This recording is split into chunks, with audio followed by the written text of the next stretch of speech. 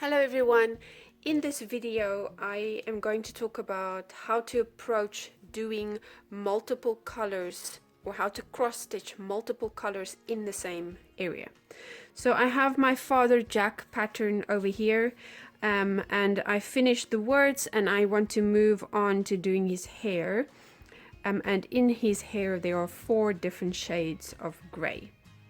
Now the first thing you want to do is you want to choose your starting point, and you want to make sure that it's going to be an easy spot to find. So I chose this area and then started with this color, which is color 399, and I finished that and then I moved on to the next color.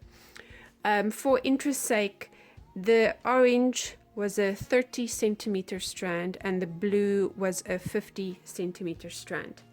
If you are new to cross stitching, I recommend using shorter strands and finishing small areas at a time, because it is very easy to miscount and make a mistake. That being said, there are 4 shades of gray in here, and if you put this color over there, no one's going to notice. You just fill that space with another color. As long as you get the shape right, no one's going to notice.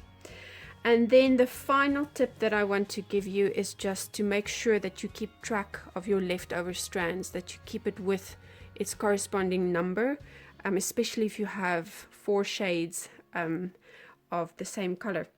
And that's it.